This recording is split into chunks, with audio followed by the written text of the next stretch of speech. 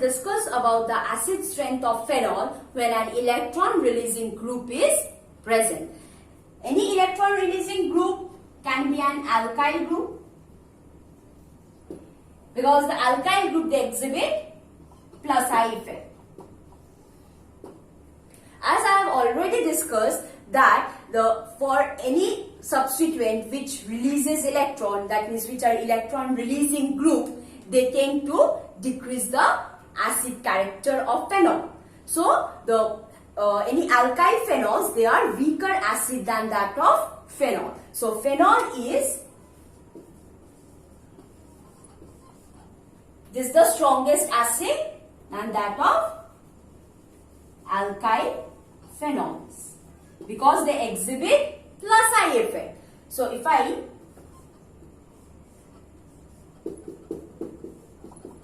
take methyl group here, in this case the conjugate ion that is formed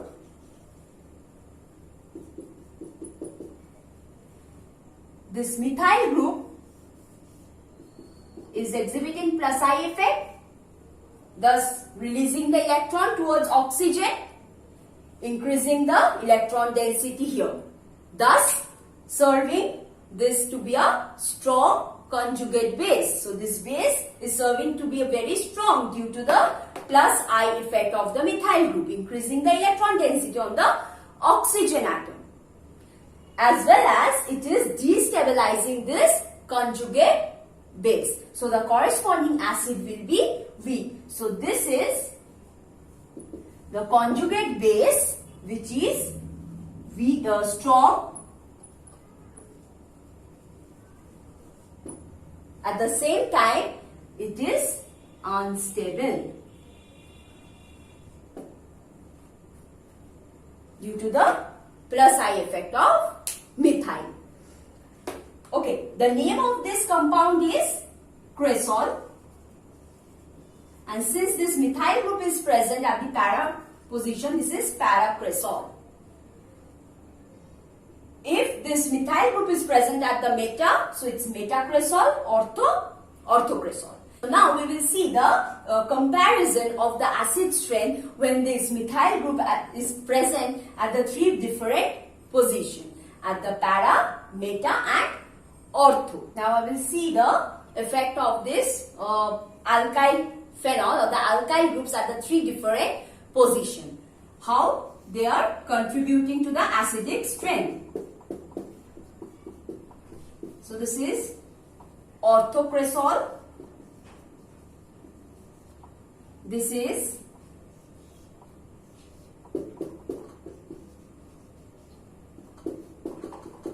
paracresol,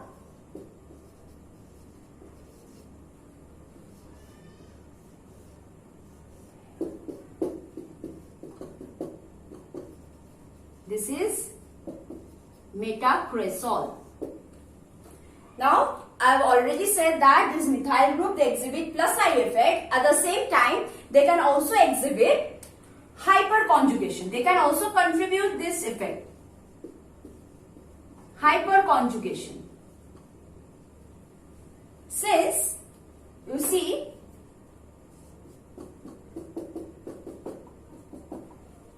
this double bond is in conjugation with this single bond of hydrogen.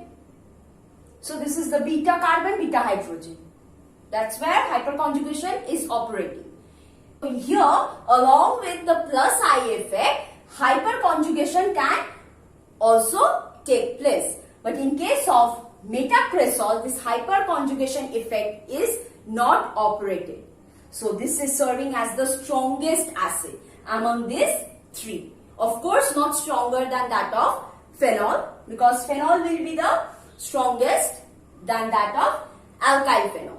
So in case of metacresol, the hyperconjugating effect cannot operate at this position. So in that case, this is the strongest acid among these three. Then comes paracresol and orthocresol, because in case of out of these two, para will be the stronger. then ortho. Because plus I effect is operated and the distance between this methyl and hydroxyl is least. So here plus I effect is maximum. So in that case, this is the weakest acid among all these three. So the order is phenol, then metacresol, then paracresol, then orthocresol. Because in case of metacresol, hyperconjugation cannot operate at this place. But plus I is operating. But if we compare among these three, hyperconjugation is operative in these two. But this cannot operate due to the position here. Okay. So this is serving to be the strongest acid. Then between this ortho and para is the highest because the distance of the methyl and hydroxyl is maximum in this case. So since the distance increases, its effect of plus I effect decreases. So between these two, this is the strongest acid and this is a stronger acid, and then comes the ortho. In case of ortho, this is the weakest acid since the distance between these two is the least.